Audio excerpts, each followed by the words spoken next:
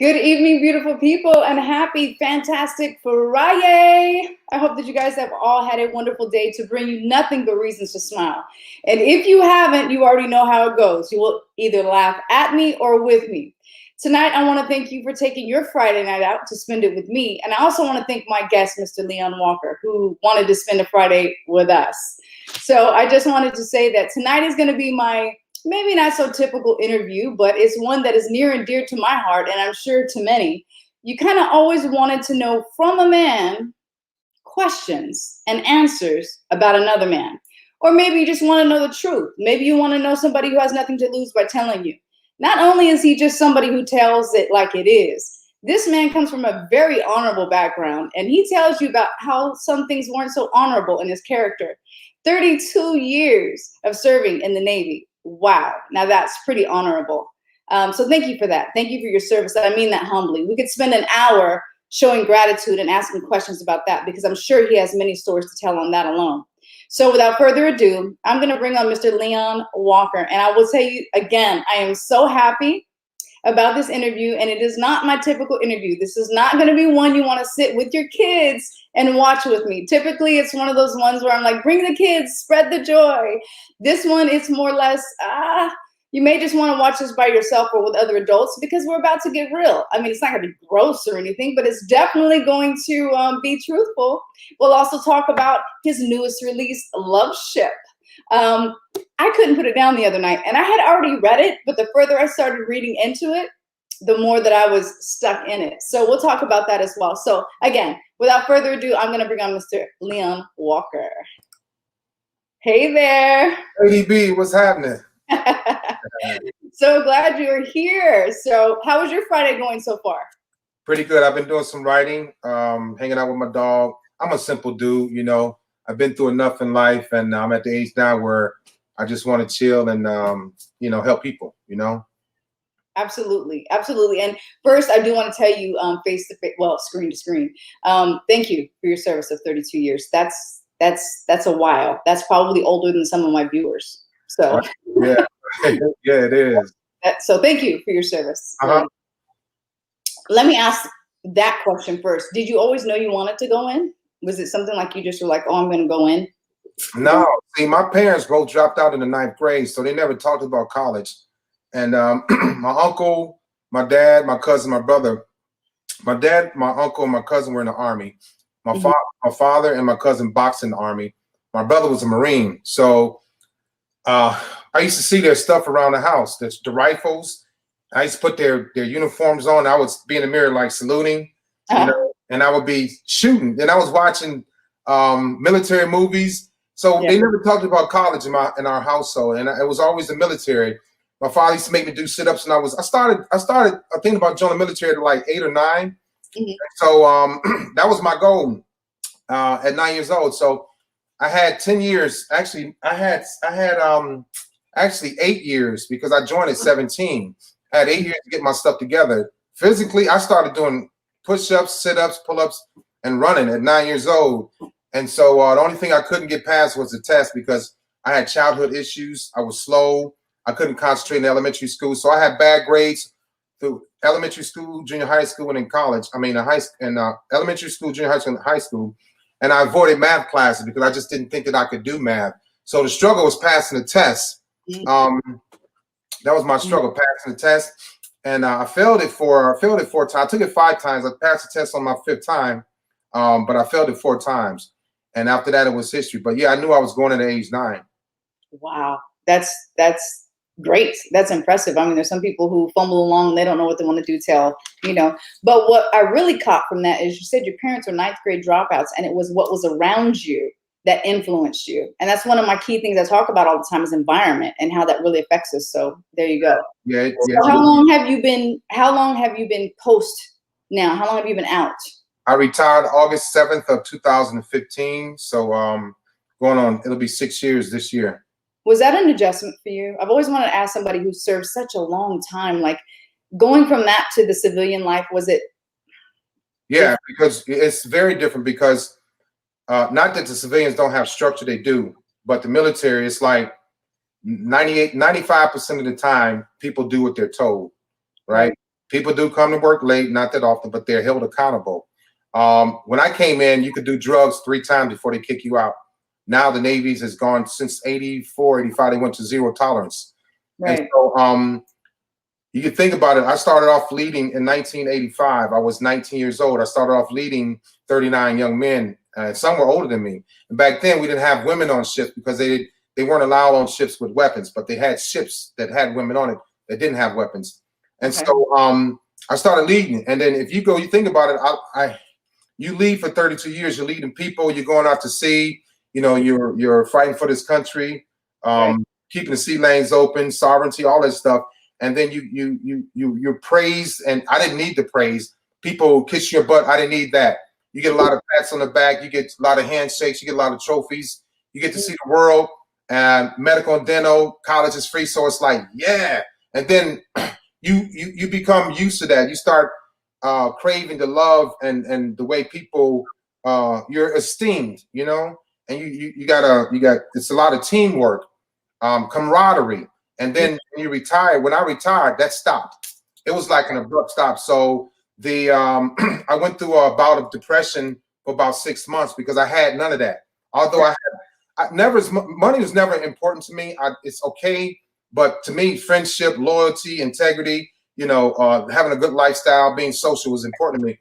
So I was able to work when I got up, but I couldn't work because I had severe PTSD from 1987. We can talk about that later if you want. But when the show stops and you no longer have the camaraderie and the activity and, you know, physical fitness together with groups of people, I went through a bout of depression for about 6 months. Although I was working, I missed it. Yeah. So it's a very tough transition because out here, they don't care about what you did. Some people do. They love the military, but it's not about you come into a civilian job and all of a sudden you're in charge, which you can be.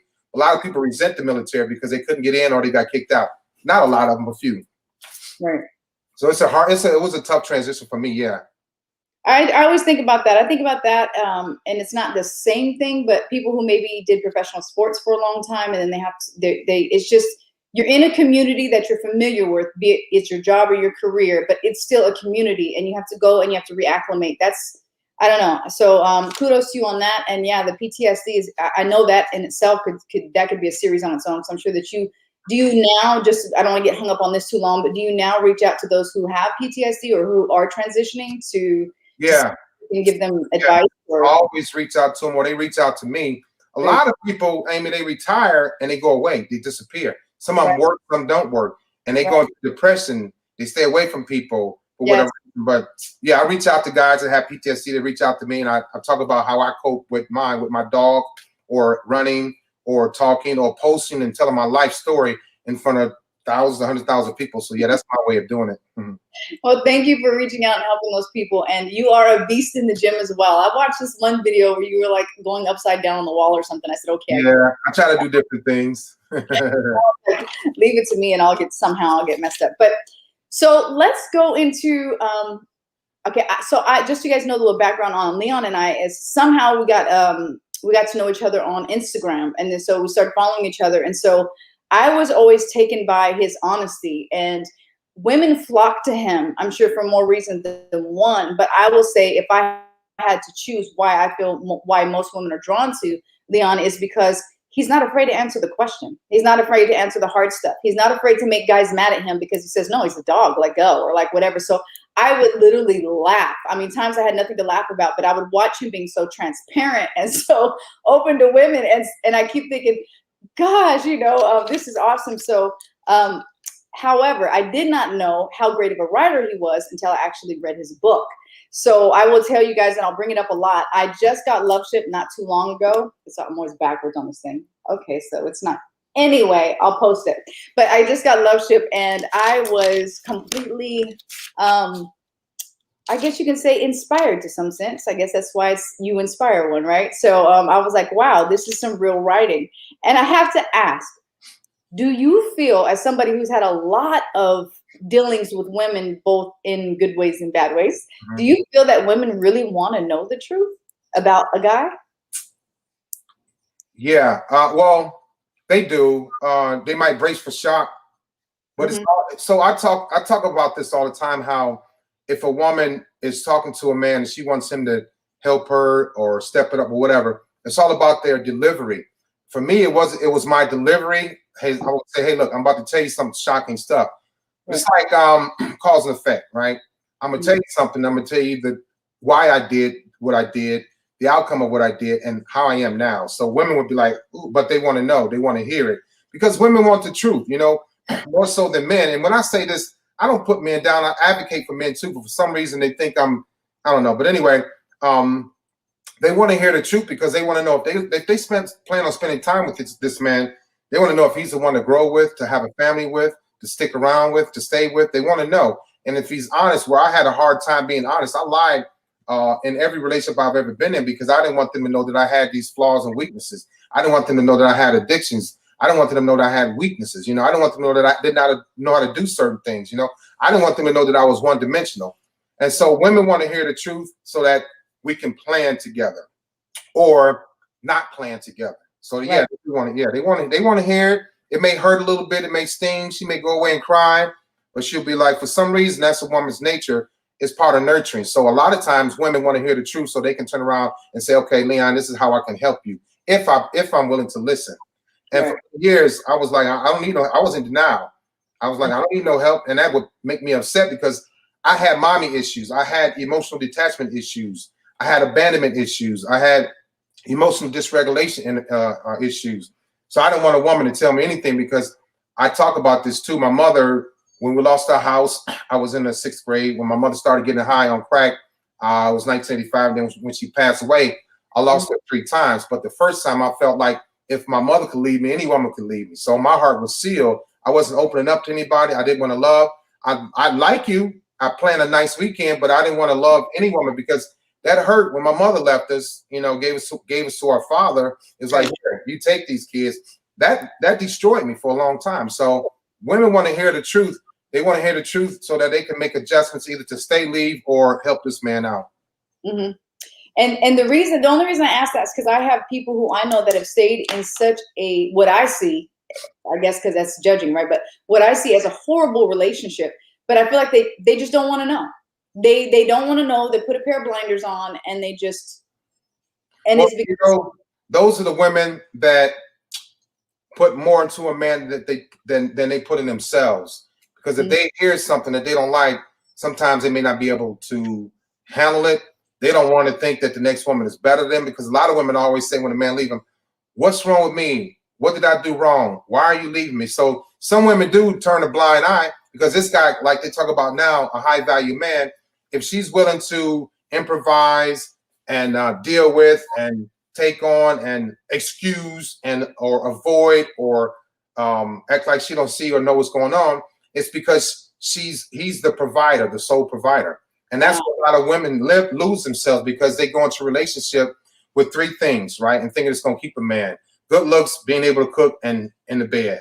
That's not going to keep a man. That's the 30% of a woman. Men are the same way.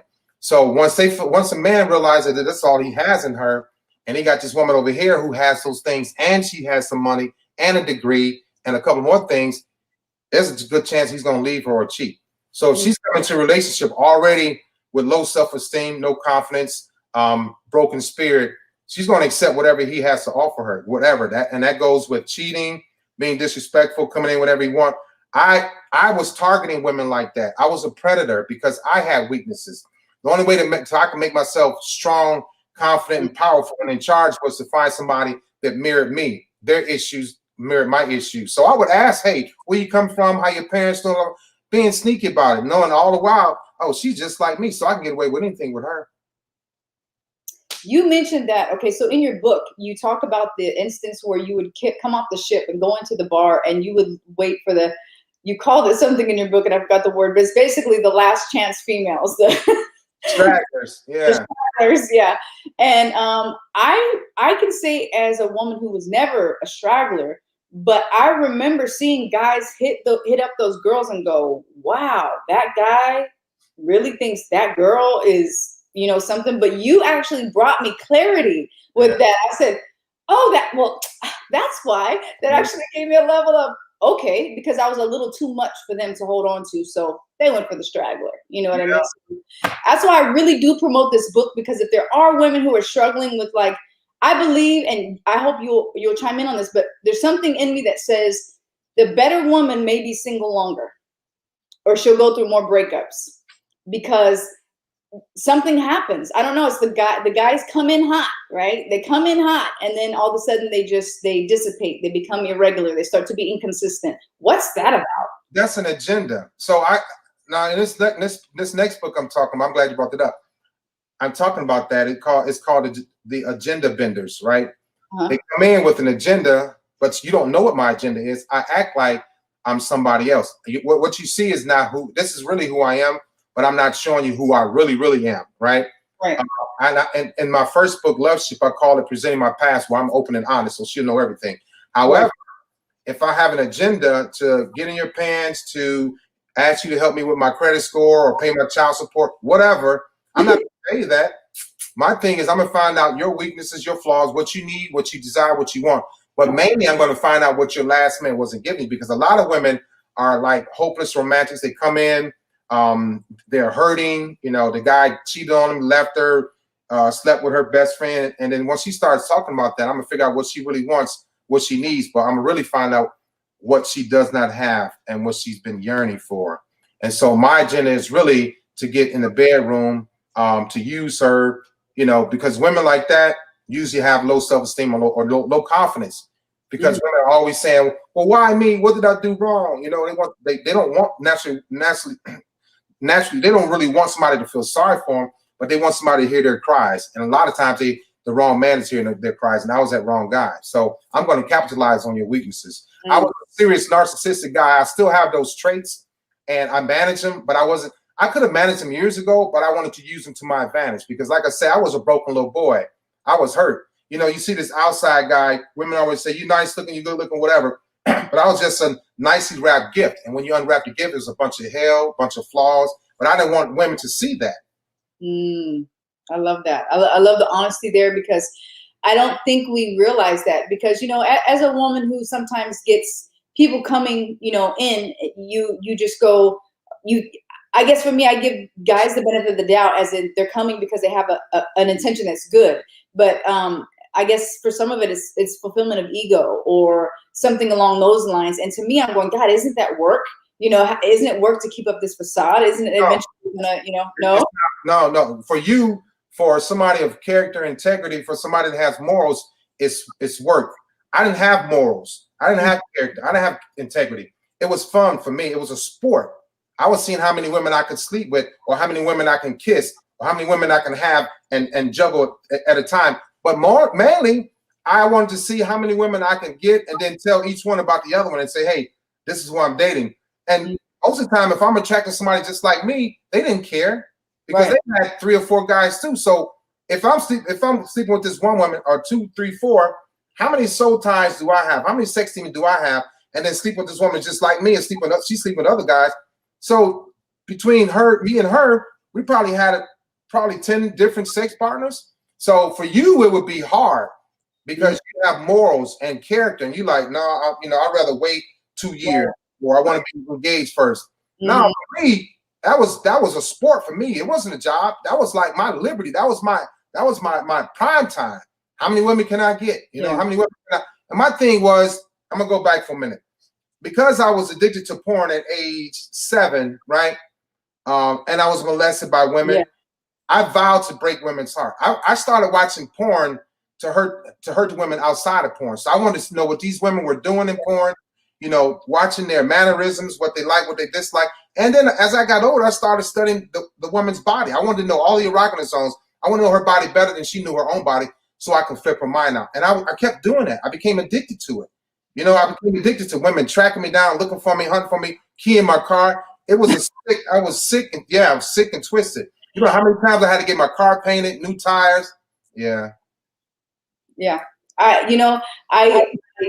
can say I relate, because I actually got caught up with somebody who actually was a porn addict, and he was an adult. We're both adults, and it was the most hurtful thing, because I knew I wasn't going to compare to porn. And as much as I felt like I didn't have nothing to prove, it was still a very hurtful feeling when you all of a sudden would see, like, you know, the charger cord into the bathroom in the middle of the night, or, you know, I'm going to stay in the car so I can do something. Then you walk up to the car and he's watching on his phone. I mean, literally cannot operate without like watching this any second he could get. And the crazy part is I didn't see it for years. So it was like, it was a shock. But I just think it's amazing, one, that you were able to actually identify it. So what was that change for you? I mean, I read in your book your story about, I don't know if the real name is or isn't, whatever, but it's Terry.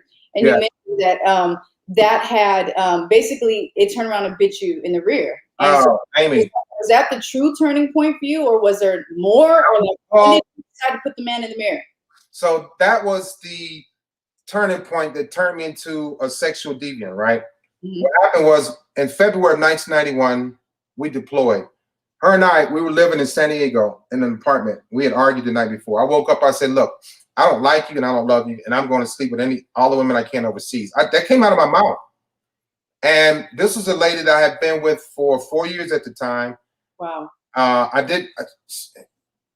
can't sit here and say I loved her. I want to say that I loved her, but how could I love her if I told her that, right? And so we deployed the morning of February 91, and 2 months later, I called home. I was in Japan. I had just left the bar. I was drunk. I was going to have sex with this Japanese lady. So I told her, I said, you just go ahead on. I'm going to call my girlfriend. And she's like, okay, what's she going to do to me? Right. She was a straggler. She had no choice, right? I was cocky and arrogant like that. But anyway, I called home, and she answered the phone, and she said, I can't talk because I have company. Mm-hmm. And she let me hear him snoring. And that I lost my mind. Luckily, so I had to be strong enough to go back to the ship and stay out to sea for 2 months before we came back to San Diego, 3 months actually. And when we pulled in, she wasn't on the pier. When the ship pulls back into port, the family's on the pier, the wives, the kids. She wasn't there. She came and picked me up hours later. She looked totally different. She looked happy. She had a haircut. She had on lip gloss. Her body was in shape. She was looking good, but she wasn't looking good for me. She had a boyfriend. And I met him. I didn't meet him. I saw his pictures, and then she just kept showing me pictures and calling him in front of me. I was defensive, because when you're in a relationship and you hurt a good woman, God, and I'm not a biblical guy, but I know I'm spiritual. God is going to take all of your strength, and there's nothing you can do, Amy. I was so hurt. I stopped getting haircuts. I stopped showering. I was in the Navy. I stopped wearing my uniform properly. My friends were trying to help me come out of this funk. And for about 3 months, I didn't want to see her. She wouldn't accept my phone calls. I went to her job. I stalked her. I didn't stalk her to hurt her. I stalked her because I wanted answers. So when she cut me off, you know, when a man gets cut off, when he loses woman to another man, he want to know everything. Where you going? What you doing? But I was on the outside looking in. I was waiting by her apartment. I was trying to get in her apartment. I didn't want to hurt her. I just wanted her to talk to me. But before we deployed, she wanted to talk to me, and I wouldn't talk to her. So the tables turned. And then I noticed also in there, since we're talking about the story, because I was so stuck on that story, you actually went to go propose. So here's this woman, you told her you didn't love her. You didn't want nothing to do with her. And then you're going to propose. Now, was that all ego to say I could get her back? Would you have really went all the way? I mean, I know we can't say what would have happened then, but just if you could go back hypothetically, do you think you would have honored that? No, I knew what I was doing, right? Being a narcissistic guy, I finally got myself together after 3 months. I went downtown. I went to the pawn shop, bought a ring, bought some flowers, went to her job. Now she was still dating this guy. She was still in love with him. I'm like, my thing is, I was always accustomed and used to leaving women. Women never left me until she left me. So now I'm angry. Now it goes from being hurt to sad to crying to I want to love you to now I'm going to get you back. I became a monster. So even though I was going to her job with the flowers and the ring to ask her to marry me, and I did that, they kicked me out of the office. They arrested me and escorted me out of her office after she showed me pictures of her boyfriend. She kind of like paraded him around on her desk. She just kept digging in my heart. And so they escorted me out of her job. And I met this girl at a party a week later. I was still hurt. It was a Puerto Rican young lady, very pretty. And she showed me some love. She made me feel desire, because after I had my heart broken, I didn't think that I was good looking or handsome, none of that. I just thought I knew I was ugly, but I was feeling from the inside out. So anyway, tables started turning, and I got her back. We moved in together. and I proposed to her. And a year later, I left and transferred to Cleveland, told I wasn't gonna marry her. So the narcissistic guy, like, kind of, I'm not gonna say I won over. It was just devastating to her. I hated that I did that to her. We spoke about 2 months ago, and I hadn't talked to her in 10 years, and it sounded good to hear her voice. I'm older now, more mature now. But yeah, I switched it around and I proposed to her twice. The second time I canceled it after she started getting the bridegroom ready. Yeah. Yeah. That's so harsh. Oh my God. Yeah, that was very harsh. That's why I knew that I was closer to the devil than I was close to God. I believed in God, but for a long time I stopped believing in God because I felt the devil was giving me what I wanted in life and relationships, or so what I thought I wanted. But yeah, tables turned. She broke my heart. Me being a narcissistic guy, I know women are loving and caring and nurturing. I'm gonna get her back. She's gonna break up with this guy, and she did, and then I got her back. But I'm not proud of that. That was a bad moment in my life. That was like the worst 2 years of my life. So I don't believe that age is a mature factor. I believe that maturity is just a factor by itself, because I know some guys that are 22 that act 44 and some guys that are 65 that act 12. I mean, I've seen it from all. So if you had to do your best to pinpoint when a man does decide to change, is it a part of a series in their life? Is it after so many wake the heck up moments? Is it, what do you think really does it for the majority of men as far as, okay, we're going to put the man in the mirror? About 40, between 40 and 45, most of them are ready. Right at 40, they're still trying to, figure out what's going on. They want her, they don't want her. I was a narcissistic Libra. I'm still a Libra. So I didn't want her, but I didn't want nobody else to have her, that type of thing. So men are usually, I think, about in their 40 to 45 years old. It all depends on what you want out of life. If you're tired of sleeping with a bunch of women, if you're tired of having soul ties, if you know about these things, if you're tired of having sex demons, if you're tired of having sexually transmitted diseases, whatever, if you're tired of lying, if you're tired of sneaking, if you're tired of calling her Terry and her name is Sheila, if you call Lisa Gloria Stacy, you just got to be tired. But Amy, what the key thing for me was? I started thinking, like, you know what? Every time I cheated, I felt bad. I knew I was wrong because I had a monogamous heart but a promiscuous mind. I struggled with that because my dad was very monogamous and my mother was very monogamous. My grandparents never divorced. My grandfather died and they had been married for 30-some years. My aunt and uncle, all men are dogs. My aunt and uncle had been married for years. So morally, I was fit. I just didn't choose to use that or keep that. There was marriage, there was longevity and staying power in my family. So I saw marriages. I saw long-term relationships in my family. I had good men in my family. So I knew, but the guys that may not have that, you just have to be ready and tired of being in the streets and tired of losing good women. Because you meet a woman just like you, and she's going to tear your heart out, and it's not going to be fun. So we have a question here. Do you think you should date your best friend? Yes, 100%. Yes, 100%. Because my best friend, the lady that I hurt, we're still tight today. Like I said, I knew that I could be monogamous, but I was influenced by Navy men. I was influenced by these exotic women. No excuse. I did what I did. But dating your best friend and marrying your best friend is probably the purest thing or purest person you can be with, because you share things in the beginning not knowing that we're going to wind up dating. You share things in the beginning not knowing that we're going to fall in love, because it's like, oh, let me call Sheila, or let me call Greg, or let me call Mike, or let me call Lisa. And they're going to give you the real deal, the truth. So you're building for your marriage at that point. I truly believe that, And so there's women that I dated a long time ago, and we're still cool, even though I broke it off. We were cool. We were best friends. And I can go back to them now if they were single, and I think that I would have a chance because we know each other. There's nothing like being with somebody that you know, that you're comfortable with, and you can. So when you're talking to a best friend, you're normally looking in their eyes, right? Because at that time, you like her, you're not gonna say anything, but you feeling her, so you can't help but to look in her eyes because you like her, you're attracted to her. She may think it's like good, deep conversation, which it is, but your best friend, you're gonna look in her eyes because you want her to trust you, you want her to continue to trust you. You don't want nobody to hurt her, and you're not going to hurt her. That's how it should. That's how your fiance should be. That's how your wife should be. You know. Yes, that's a good question, Chris.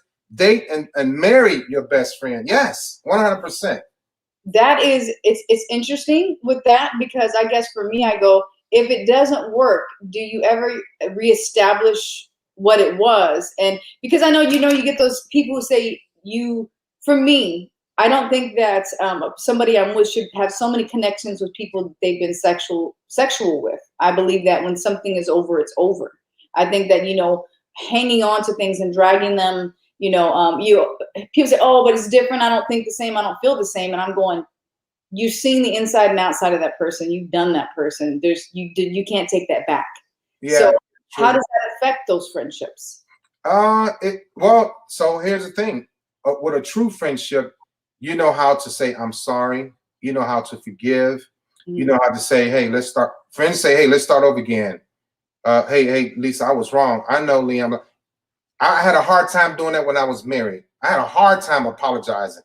They weren't married. They weren't my best friends. There was some women. My wife was a great person. My ex-wife was a great lady, very moral, had character. My ex-girlfriend, great young lady. But when you have to get back to the friendship thing, or if you try to date and it doesn't work, you get back to it. It may work the second time around. People get older, they grow, they mature. But you got to remember, the foundation of that tried out friendship or relationship started on a good, healthy, honest friendship. Right. You telling her your dark secrets. She's telling you. She may be asking you about this guy. You may be asking her about this girl. But the whole time, you may be interested in her. She don't know. Or she may be interested in you. You don't know. So you can always double back. I've seen people date. For instance, my best friends 20 years ago that I dated, we're still cool. If they were single, we still have that connection. But once I start dating, there's no more connection. Like there's nothing. I'm not going back to them. Once I start dating and I get engaged and get married, that's it. We'll still be friends. My wife will know about my past friends. They're going to know about my current wife. So we're going to have standards and boundaries established. But the friendship thing, I think that's beautiful. I like that. I like that you mentioned the standards and the boundaries. So I know that that's probably one of the, I guess, when girls get together and they talk, a lot of times they'll say, well, I wish you would have just told me who she really was in the beginning. In the beginning. See, they won't tell. And then later down the road, something, because women are pretty intuitive. Smart women are intuitive, yes. And they'll pick up little vibes or little hints or hints. And then to say, okay, there was more to this. And so where do you stand, and what do you feel a man should do? Like if he has dated somebody he's still friends with and they have been intimate, should that long-term girlfriend, possible on down the somebody who they think they're going to be with, do they have the right to know? Or do you think that that's not their business? Because women are intuitive, because she's an old friend, you may see her again at a club, at the mall. I'm going to tell my wife, I'm going to let her know everything, because it's like, now she goes, well, what do you have to hide? You guys not sleeping together anymore. If it was 15 years ago, why are you hiding it? Why come you didn't tell me? So I'm gonna present things up in the beginning, so she don't have to ask me. Right. If I forget somebody, which my track record is bad for the women that I've dated and stuff, but it's bad, so I don't remember everybody. Right. Sadly, if I forget somebody, I'm like, baby, I forgot. But I told you this recent one. I told you one 5 years ago. Her, it was just a one night stand. Amy, it's sad. One night stands I had, I'm lucky to be alive. But for me, I'm gonna tell her everything, because I went years without telling my wife, my ex-girlfriend, my ex-wife. I went years without telling them everything. I don't like holding that stuff in. All men are dogs. You want to address that one? I said, it says all men dogs. Let's go with that. No. If you 15 years ago, whatever, if that was all men are dogs, if that was a word in the dictionary, my face would be next to it, right? But no, there's some great men out here. That's why I was able to get back on track. I have some great male friends that I truly believe never cheated on their wife, and the wives is divorced them for whatever reason. I had a lot of people surrounding me to keep me going, to pay into me, to pour into me, to teach me. So no, all men are dogs. That couldn't be any further from the truth. So on page 25 of this wonderful book that I couldn't let go of last night, you mentioned this part, it just made me laugh out loud. It says, you're not in a relationship and neither are you in a marriage. You're in a 50-50 raffle. Now, this, of course, is talking about the whole chapter about that whole 50-50 couple hundred, whatever. So explain that 50-50 raffle, if you can, to people who, of course, don't have the book yet. So the 50-50 raffle, you're taking a chance, right? I believe that, and people are like, you can't give 100% in a relationship. You should give it. Say, for instance, we have 10 categories, whatever they are. We can pick 10 things that are 10% a piece, right? Love, loyalty, confidence, finances, spiritual, whatever, right? You're going to lose something in that, right? So if I have to know 100% of you, Amy, say, for instance, you and I married, I got to know 100%. I have to know 100% of you. Right. To be fair, you need to know 100% of me to be fair. Right. Say, for instance, and this ties into reasons and seasons. Let's say season. Right now, say, for instance, your grandmother passed away, right? Right. For 2 months, everything goes to the side. I need to be your emotional support, period. Yes. I'm not gonna bother you for sex. I'm not gonna bother you for a massage. I'm not gonna ask you to cook. I'm gonna help pay your bills. I'm gonna get the cars done until you come out of that situation with your grandmother passing. You're in mourning. Right. You're in mourning. There's phases to that. It's storming, storming, and mourning, norming. I think storming, forming, and then norming. Yeah. That's your season, right? So once you come out of that season, now we got to get you back healed up, get your heart right, get your feelings and emotions right, get you back into work, the work routine. Let's go see grandma's grave. So now you're coming around. Now you might say, okay, let's go on a trip. All right. Now we're in our financial season. Grandma passed away. We're going on a trip. So you have to adjust in every situation. I have to do that for you. You have to do that for me. If I meet you and my season is, we've been dating for or whatever, 2 years, and now my season changes. Hey, I got sugar diabetes, Amy. They're going to remove my right foot. Now I got to learn how to drive my left foot. You got to take time off of work. So seasons change. Now we're adjusting from your emotions with your grandmother passing to my finances. So I'm off of work. I lost a foot. I can't drive. I can't go to the kids' school. It's a whole bunch of adjustments that you have to make. And some people, when things happen in a relationship, they don't want to make that adjustment. They don't want to. Some people leave when their loved ones have to pass away. Some women cry all day and night and be like, "What the hell are you crying for? She dead." Just stop crying. And then that hurts just even more. So that 100, you got to come in with that.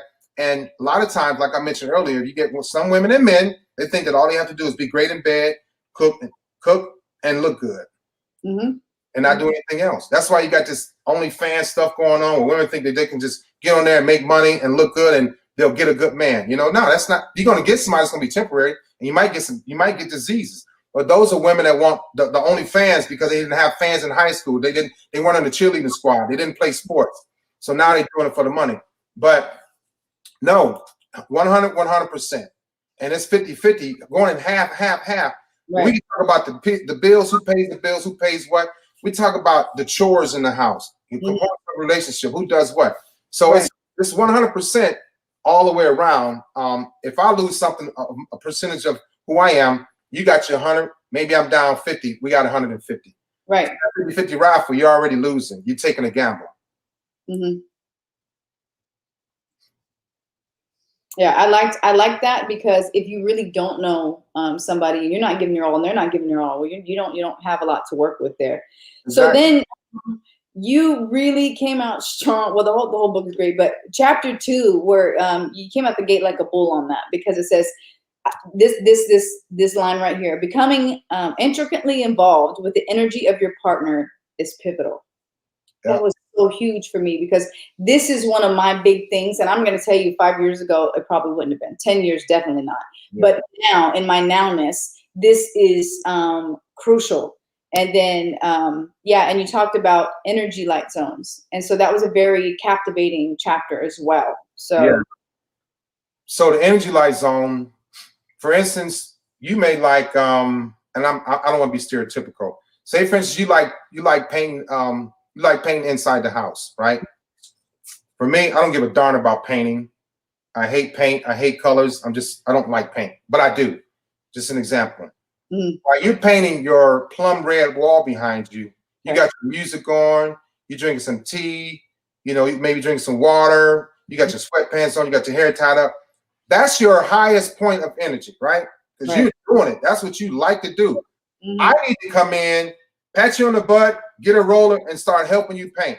Right? Or say, hey, Amy, you want a beer? Yeah, give me another beer. So you at your apex of happiness at that moment. I need to join you. If I don't like painting, that goes out the window. I need to come join you, help you take the wall, take the tape off, take the garbage out, stir the paint up, get a better brush. I need to join you. And then you do the same thing for me, because you are more, if you don't, even if you don't like sports, right? Right. You are more willing and inclined to join me because I join you and your energy level zone. Right. And that's how, even if I don't like macrame, right? Or I don't like knitting, if I do it with you, if I allow you to teach me. So the problem is a lot of men, some men don't want to be led by women. They're afraid of that. Because it's like, oh, I'm losing something, or she got one up on me, or she knows that I have a weakness. It's not a weakness, but they're trying to teach you. But we have to get into each other's energy light zone. I mean, I don't like a lot of things, or it's some things I don't like. I'm not gonna say a lot, but it may be something that I've never done before, and I wasn't accustomed or used to, never seen before, and I may just like it. You know, they always say that don't knock it until you try it. But the energy light zone is when you are at your apex of your day, or your craft, or your hobby. Right. If you like playing with marbles, if I don't like playing with marbles, I'm gonna adjust to you because I love you as my woman. I'm gonna shoot marbles. We're gonna have fun together. So that 50-50 stuff twists, ties, and turns into that too. You know, the energy light zone, just coming in with 100%. And I think that's probably one of the things that's missing from a lot of relationships is the growing together. It's almost like two adults get together and then they divide instead of two adults getting together and still play together. I seen this quote the other day. I think it was on Facebook or maybe on Instagram. It said, "We're so busy trying to find somebody to grow old with instead of trying to find somebody to stay kids with." And so when you think about it, when you were chasing, you know, kids in elementary school or whatever, the girl that you liked or maybe the boy that you liked, you watched them, you snuck up behind the corners, you slid the little notes, you know, you did what you wanted to do. And so I just think that that's something that we are missing, is the involvement. Or you hear a lot of times, well, that's her thing. Oh, well, that's his thing. You know, and I do believe, and you mentioned that in there too, about space. I'll go into some of the pearls. And I do think that space is something that should be given, but the time that you are together, it doesn't have to be apart. It can be actually together. And I just feel like that's something that's missing, because that whole part where you said, you know, should you date your best friend? You said yes. I would want my mate to feel like my best friend. And that, it'll start as best friends, or it should end up as best friends. I agree with you. Yeah. You know, but you can be, you know, a lot of times you can be intimate without being intimate. You know, listening to your woman is intimate. Holding her hand, doing the things that she likes to do, praising her. There are a lot of ways to be intimate. You know, and it's not always about it's not always sexual, you know. So yeah, you can be apart but be together, you know, you can be together and not get on each other's nerve. Share things, you know, read a book, play checkers, play chess, paint her toenails. I've been a child all my life. I'm gonna be 100 years old, silly, social. And I like to meet people like that, because they say opposites attract, but opposites subtract too. They do. Yeah. I've been with the opposite of me, and it just depleted me. You know, we were just the opposites attract thing is not always true. You ruin somebody's life or they ruin your life because you just look at each other, you're bored, or I may be too much for her. I may be too outgoing, where she's an introvert, I'm an extrovert.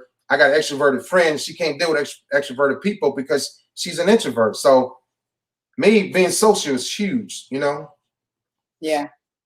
So at the end, I'm not sure if it's each chapter, maybe it is, but at the end of your book, I think maybe after each chapter, there's these things you call pearls. Yeah. And I really like that, because you do really drop dimes. Some of them are very open and you're like, whoa, did he say that? He said that, but that makes sense. You know, and then some of them are very, you know, so this one particularly, you said, don't ever be afraid to tell a strong woman the truth. She's strong because The lies she's dealt with have made her strong, which made her an even deeper thinker and more aware. My thing with that is, I yes to that. But what happens is I think some women take it over the top.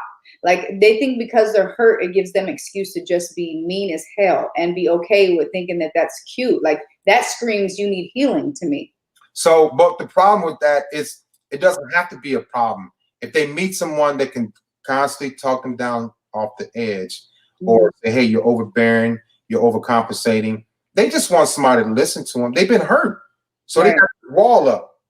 Right. A lady right now is just like that. And she'll say, and I'll be like, look, you're not mad. You just hurt from the past. Stop taking it out on me from what this dude did to you. And so it's like, you're right. Those women they're strong. They just hurt. And the trust factor is very low. And I understand that because I could be a trigger for her. I could say something that maybe the cologne I had on, it smells like her ex, whatever. But she's keeping her guard up because it's like she's slow to trust and slow to believe because everybody's told her the same story coming to her life. And then they flip the script and they disappear. I could be the same guy. She's going to think that until I show her differently, you know? So yes, women like that, they're strong. They've been lied to. They've been hurt. They've been cheated on, abused. I get it. They're scorned. They're cold, callous, but they don't want to be that way. You know, when you get your heart broken, I know what it feels like to get your heart broken. I know that's no fun. It's no fun. And so when it happens, I did have my guard up, and that's when I went on that terror. After my girlfriend broke my heart, I just started running through women in Cleveland. I didn't care. But yeah, those women are very strong. They just, need somebody that's strong enough to say, okay, I got you. I listen, but look, you're not going to be taking that out on me. You're not going to be talking to me like that, especially if I don't do anything to you. Right. I'm gonna run through a few more of these pearls right quick and we'll discuss them. It says, if a person tells you you're too deep, this means they're okay with being shallow, move on. And I personally experienced this a lot, not as much recently, but I'm going to say in the last, maybe 5-ish, 6 years of my life or so, people would be like, you're just too deep. And I know what that meant. That was, I want to check out because you're not going to be my weekend rendezvous so that I can just kind of use you up and then, Yeah, right. They telling you too much, you too strong for me, instead of learning that they can be deep as well. And then you can have a deeper and better connection with improved chemistry. Do you think it's too hard for men to just say it up front though, Leon, to say like, look, I really am looking for something shallow. I think you're good looking and you might help me get my rocks off. I just want to be a weekend rendezvous lovers. Like I'm sure they're takers. But they don't like rejection. And then if they're narcissists like me, I don't like to lose. I'm okay with it now, but I didn't like rejection and I don't want to feel like I lost, so sometimes, some men will take a chance. Some men have done it for a long time. Like, man, that doesn't work. I'm not doing it anymore. But just got to be honest in your intentions in the beginning. So I was for a long time, and I got tired of saying it. Look, I just want to have fun. And then I said it enough. And you say it enough, you're going to find the one that just want to have fun, right? And you're going to say it enough, she just want to have fun, and she may stalk you, Well, Women's Right was a mistake says women only want tall, good-looking men. A lot of women want tall, good-looking men, but those are the ones that are very, very shallow. Because, like, for instance, that's a good point they just said, right? Check this out. Tall, good-looking men, right? I hear women say this. I'm short. I'm 5'9.5". I'll never be 5'11". I told a lady on the radio show was on, I like my man to be 6 feet, 6'1". I said, that ain't gonna happen. It's obvious. Look at me. I'm 5'9.5". But she was 5'2" and she weighed 220. So you got all these standards. All these standards. You want to be 6'1", handsome, all this stuff, but you 5'2", 240. So here's the thing. Women talk about the six-figure thing. They want a man to make six figures. I made 6 figures in the Navy for 9 years, but I was a piece of crap. But she wanted 6 figures. So now that you got your 6 figures, you didn't say anything else. I'm going to do what the hell I want to do. Wow. But now I look at it like my 6 figures are, I figured out how to be honest. I figured out how to be loyal. I figured out how to be loving. I figured out how to be courageous. I figured out how to be driven. and I had figured out how to be determined. Those are my 6 figures, 20 grand a piece. So women are stuck on this height thing just because of men. I know women that were dating men that were, oh, I like a man, he's 6'5", and guess what? He started abusing her. Right. A lot of women want a certain thing in a man because they were touched by that same type of guy when they were younger, or their father was tall, or their uncle was tall, you know, and they think that a man, because a man is tall, he's gonna do everything right in the bedroom, finances, you know. No, but women are stuck on height. Some men are stuck on breasts. Some men are stuck on butts. Some men are stuck on lips. But it might be a guy that's 5'9" or 5'10" that treats you much better than the guy that's 6'3", right? So you got to look at the character, the morals, and what they plan to do for you. You know, what's the plan? So, but a lot of guys like, okay, she's stuck on me because I'm 6'3". He don't have to do much to keep her, but have his height. Yeah, there's another thing. I agree with that. I let go of my checklist a long time ago. It no longer really has physique as much as it has the inside stuff, because at the end of the day, when I lose my sight and touch and hear and all that other stuff, you know, I need to know that energy that I'm next to is one I'm staying next to. Right. Chapter 4, I found interesting. Well, I found it all interesting, but chapter 4 says, get past your past. In the second paragraph, you say, ladies, you need to know a man and many more things about him if you desire to have a healthy, truthful, honest, fair, and forgiving relationship with him. Some people disagree. Some people say we shouldn't discuss our past because we're new people. You, on the other hand, are making light of a very good point here, because you say, if you don't know it, I'll paraphrase it, because you may not know his triggers. You may not know the downfalls. You may not know the setups. You may not know the woman. But if you know your person inside and out, and their past and how it's linked, one, you can treat them according to, that way you don't trip up or trigger. Right. And so I thought that was very insightful, because a lot of people go, oh, well, I know who he is right now. And then they'll be like, well, I don't know why he just acted like that. And it's because they don't know the past. Right. You know, and I dated a lot of women, slept with a lot of women. Not one time in my 32-year career has a woman asked me about my past. Not one time. I would have had to do some, not even research. I knew who I was. My father had a very extreme personality. My mother had a very addictive personality. My father was verbally abusive. My mother was addicted to drugs. My father was an alcoholic. I used to drink a lot. I used to hide it. My father smoked cigarettes. I did too. I stopped all of that. But the thing is, they said, well, and I read a book where psychiatrists say you shouldn't ask about a person's past. Right. Read it.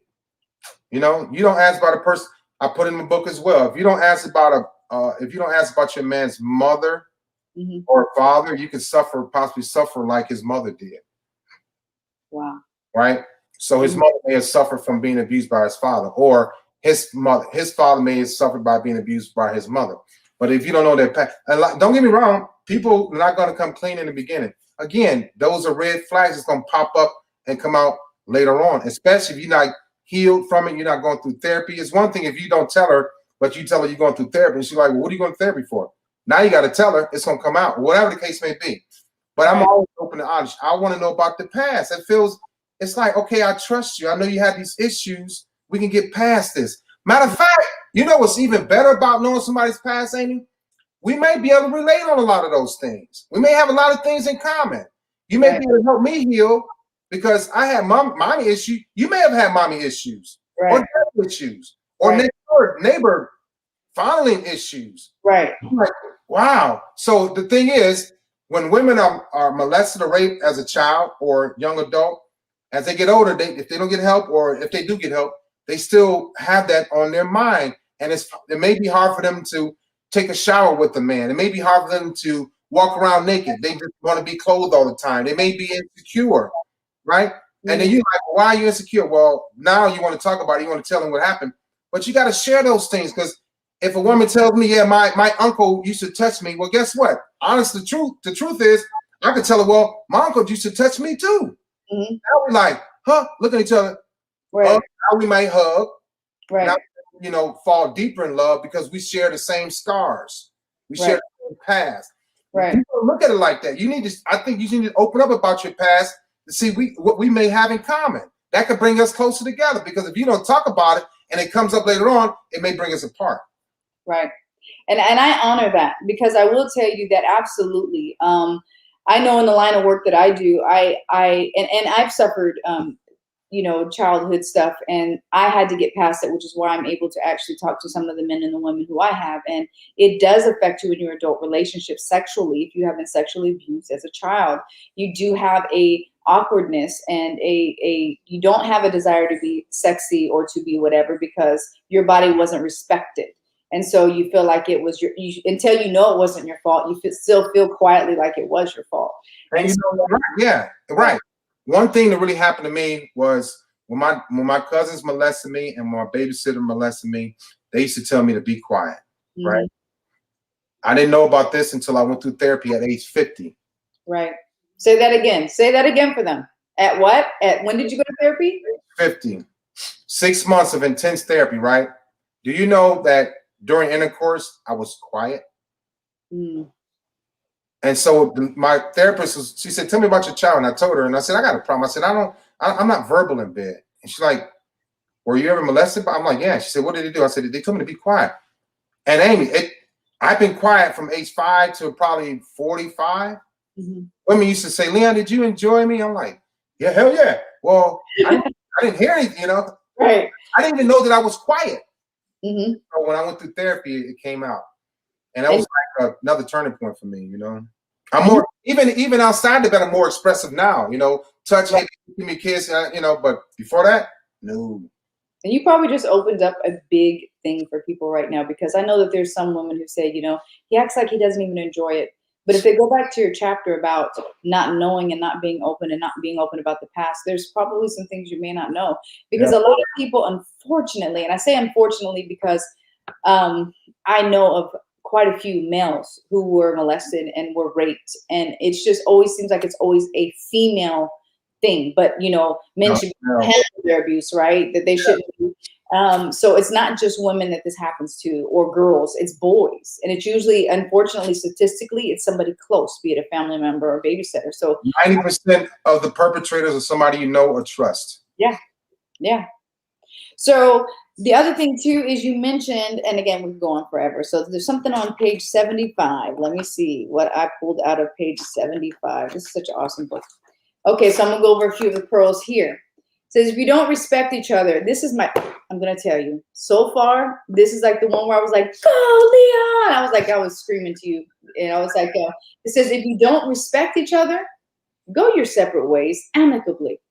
Don't hold on to someone that someone else can love, like, and appreciate. Yeah, I see that a lot, Amy. Today, women DM me, ask me about that, and I don't want to tell a woman to leave her man. I'll never want that, because he's not ready for her to go.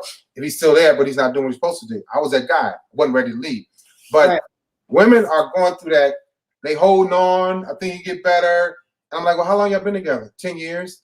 Did he marry you? No. And then they start taking up for him. So I'll back off. I'll leave it alone, because I don't want her to say, well, Leon told me to leave you. And he coming now. No, I didn't say that. Yeah, they hold on. They stay in there. They're toxic. They're hurting each other. They're putting each other down. They're not allowing each other to grow. They're keeping them from people that may be attracted to him. He may not like her because she got stretch marks on her butt. Whatever. Right. You know, but he got man boobs, you know. Right. Maybe a guy that don't care about stretch marks that will love her.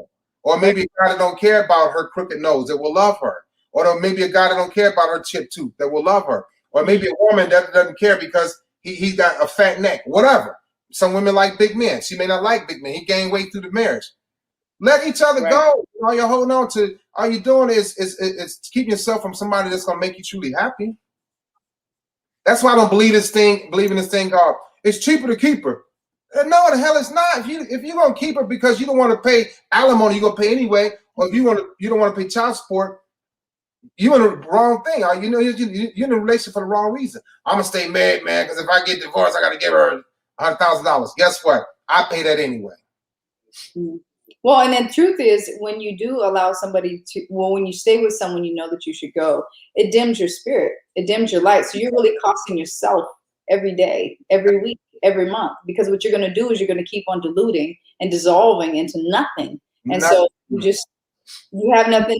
You just nothing, right? So it actually costs you way more. And again, I'm not promoting people leave people. I've seen people stay in horrible relationships for their entire lives, and then they were said, oh, there's such a good woman to stand beside him. I argue that point. I say whatever floats her boat, whatever makes her happy, same for him. I've seen some great men stay with some really raunchy women who have literally tore their life up, and they love their dirty draws. So you know what? Stay there, do what you need to do. I'm not gonna... Sometimes men say like that because she's more like his mother. Whatever it may be. The other thing is, I felt this when you wrote on your pearls. It says, loving your kids is different from loving him. Yeah. I will tell you that there was an adjustment for me being a single mom as long as I was. When I first started going into dating, I had to remember how to be somebody dating and not somebody's mother. And so there's a lot of girls that I know, girls, women, whatever, that I know when I am talking with them, some of the ladies that I counsel, I try to remind them, he is your lover. He's your man. He's your whatever. He's not your son. But they don't know how to disengage from being the mom. Nope. Have you dated women to where you were like, okay, she's just so much in mom mode, like I can't even get to this? It was either that, or she would do things that I knew that she would let him get away with doing things. And that's why I talk about the components of a relationship. Will you allow me to discipline your kids if we have separate kids from somebody else? Will I allow you to discipline my kids? She would allow her son to do things. And I'm like, well, are you serious? And I let it go. Then I get him, like, not get on him. Mm-hmm. No, you ain't doing that. But she can get mad at me all she wants. But all you're doing is enabling him. You're going to mess him up for the next woman. When he gets old enough to date, you're going to mess it up for him. So, yeah, you got to separate the two, you know. Women will call their son, this is my king. Well, what the hell is your man, you know? Right. So that's the other thing that's really good is that a lot of times I notice that there are some women who, because they feel that separation of maybe their baby daddy leaving them or their ex-husband leaving them, and it's just them and their child, they all of a sudden put this child on the pedestal instead of, you know, teaching them and grooming them. They all of a sudden try to over position them. And like you said, all of a sudden little boy is the king of the house instead of just somebody learning and somebody becoming. And I don't think that we could go an hour on that. But the other one was, this one is so true. And you guys, I know we're counting down on our time, but I do want to say, men, if there's a takeaway out of what I've read so far in this book, I want you to hear this one and hear it clear, coming from a woman, written by a man, that really stuck with me because it is the honest truth. And I never thought about it, but when I read this, I visualized it and I said, absolutely. He says, meet her at the door when she comes home from anywhere. It immediately makes her day or evening even better. Yeah. Oh my God. I was like, what would it be like if you came to the door and your person was saying, you know, hey, you just with a smile. I mean, whatever it was. Welcome home. Yes. So it is one of the most simple, mood changing. You might even get you some, who knows, but be that person for her.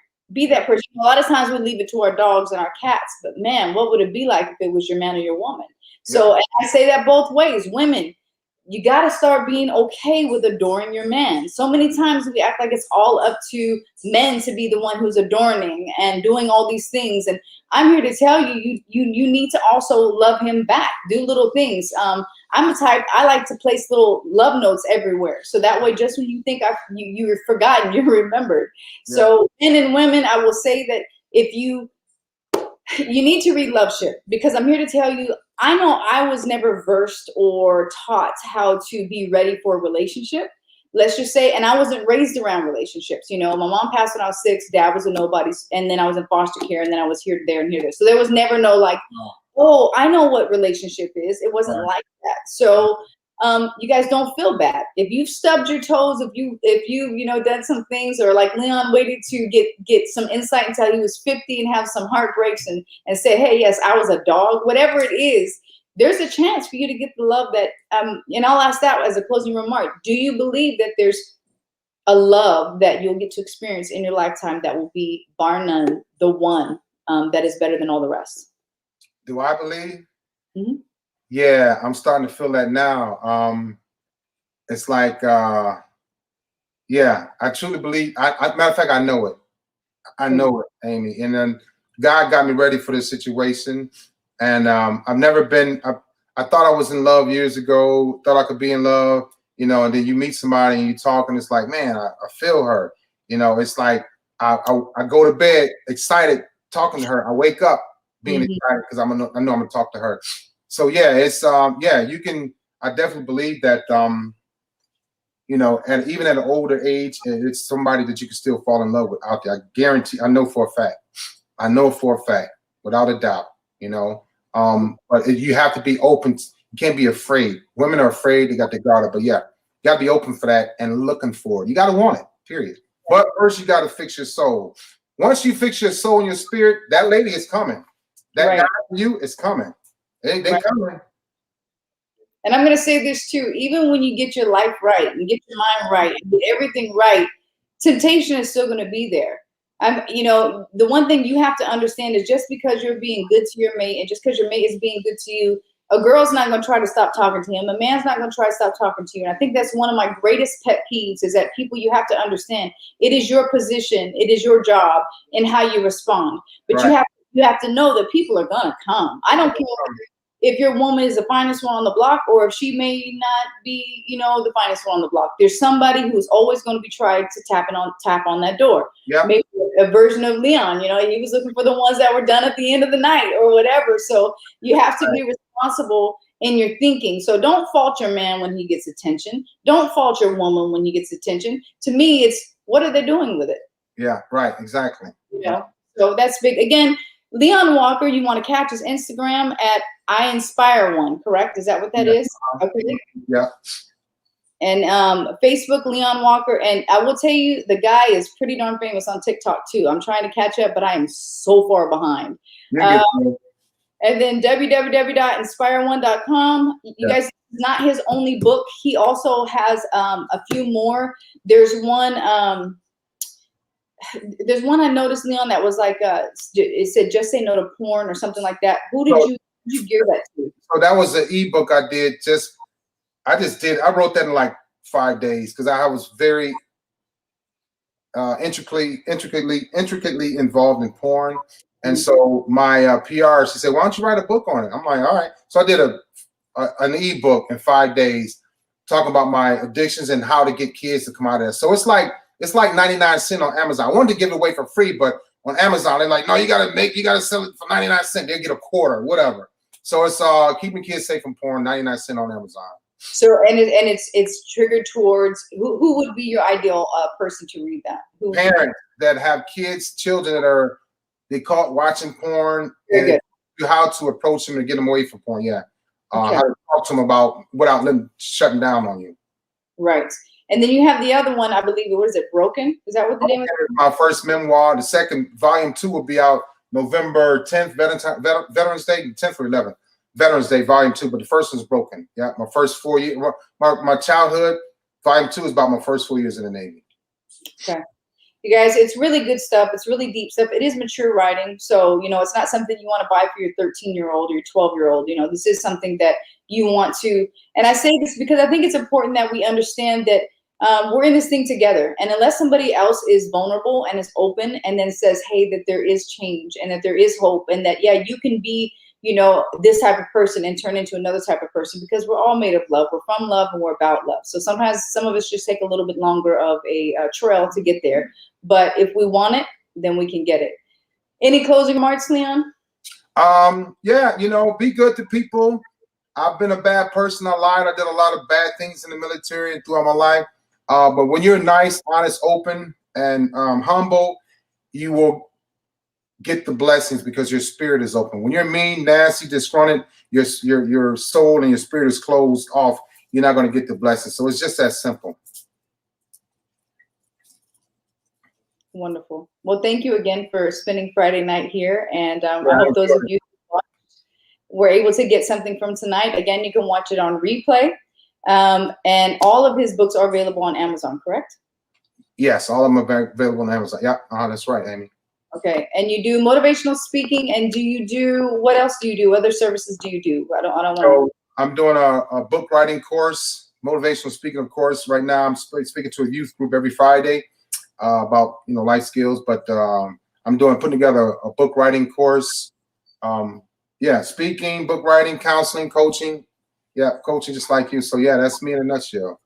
But yeah, be nice to people, be fair, be honest, so that you can get those blessings. We all need them, you know. But if you're mean and nasty, your soul is gonna be closed off to it. You're not gonna get treated right. And I'll tell you this, every person has a person, meaning if you are looking for somebody to speak to and you are a counselor, and if Leon has hit you in your feelers tonight saying, you know what, I need somebody like him who has this type of experience, you guys, he has a program. Take advantage of it. Like I've told you guys on my last live, if it's not me, if it's not Leon, let it be somebody, because we're not meant to endure this all alone. It's going to take longer, but you do have to heal, whether you face it today or whether you face it on the day you have your last breath. You will see everything. You'll see the man in the mirror. So why not take care of that and live your best life? That's right. Yep. Thank you guys for coming. I appreciate you. Happy Friday. I hope that you guys have a wonderful rest of the evening. And until next time, make sure that you tell yourself at least 2 times a day, I can, I will, and I'm so worth it. Yes, you are. God bless you.